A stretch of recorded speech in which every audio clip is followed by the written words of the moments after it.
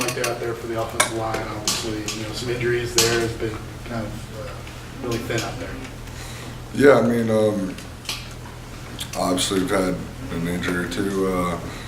There's some mismatching here and there, but obviously we're gonna whoever's out there with us, we're gonna continue to work and continue to get better, and which we need to do, and just continue to get better each and every day, like our team goal is in each and every game. Reese, what did you say out of Devontae when he had to get kind of thrown in there last week? How did he play? He played well. Was able to get in there and do some good things, and whatever happens this weekend, whether he's in there or not, we're confident, and if he's out there.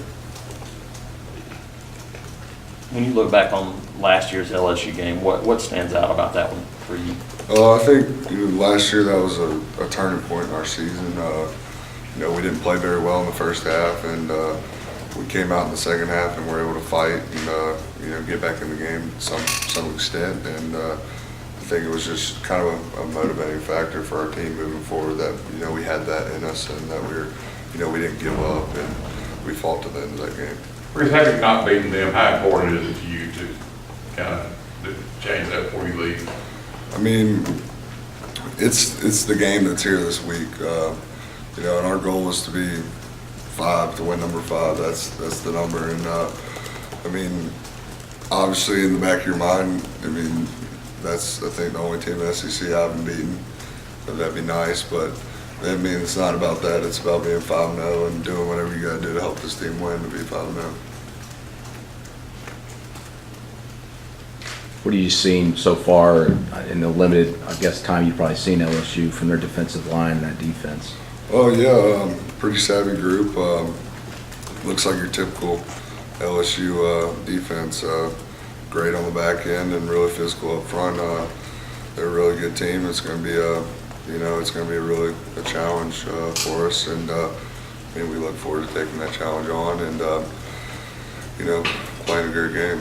It was about this time last year you guys really started gelling as an offensive line. I guess then obviously the hope is to do that here this week, but how much more difficult is that just with the moving parts and the injury the last game? I mean, not too difficult. I mean, obviously it's going to be a challenge, but throughout camp and throughout the weeks, I mean, you work with different guys here and there, so I mean, it's not totally new, if there has to be a new guy in there, but I mean, it's obviously going to be a different challenge than working with the same guy every day, but it won't be too bad. Do you feel like you've been able to wear down opponents like you guys did last season in the fourth quarter as an offensive line against the defenses? Well, I think, obviously we got to keep improving. I mean, we're still early in those stages, and we still have a lot of work to do. I mean, we're doing some good things, some bad things. We just have to keep improving as a whole. What has been the most difficult part of that, all the transition moving parts among the line? When you're in the center, you have guys switching left and right.